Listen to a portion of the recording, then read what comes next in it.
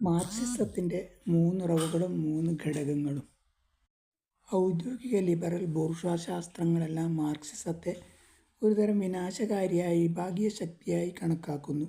അതുകൊണ്ട് തന്നെ പരിഷ്കൃത ലോകത്തിലുടനീളം മാർക്സിൻ്റെ സിദ്ധാന്തങ്ങൾ അവയുടെ കടുത്ത വിദ്വേഷത്തിനും വെറുപ്പിനും വിഷയമാകുന്നു. മറ്റൊരു മനോഭാവവും പ്രതീക്ഷിക്കേണ്ടതില്ല. കാരണം വർഗസമരാധിഷ്ഠിതമായ സമൂഹത്തിൽ നിഷ്പക്ഷമായ സാമൂഹ്യ ശാസ്ത്രമൊന്നൊന്ന് ഉണ്ടാകുവാൻ വയ്യ.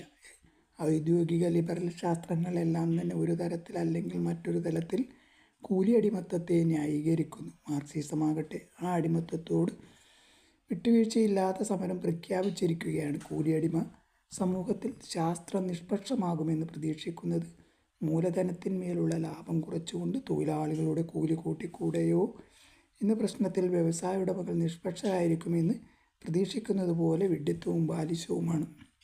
എന്നാൽ മറ്റൊന്നുകൂടി ഇതോടൊപ്പം പറയേണ്ടതുണ്ട്.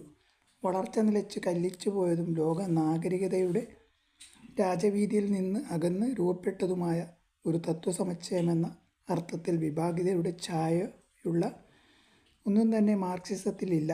ദർശനങ്ങളുടെ ചരിത്രവും സാമൂഹ്യശാസ്ത്രത്തിൻ്റെ ചരിത്രവും ഇക്കാര്യം തികച്ചും വ്യക്തമാക്കുന്നുണ്ട്. നേരെ മറിച്ച് മനുഷ്യ സമൂഹത്തിലെ ഏറ്റവും ഉന്നതരായ വ്യക്തികൾ ഉന്നയിച്ചു കഴിഞ്ഞിരുന്ന ചോദ്യങ്ങൾക്ക് മാർക്സ് സമാധാനം കണ്ടെത്തിയെന്നതിൽ തന്നെയാണ് അദ്ദേഹത്തിൻ്റെ പ്രതിഭ.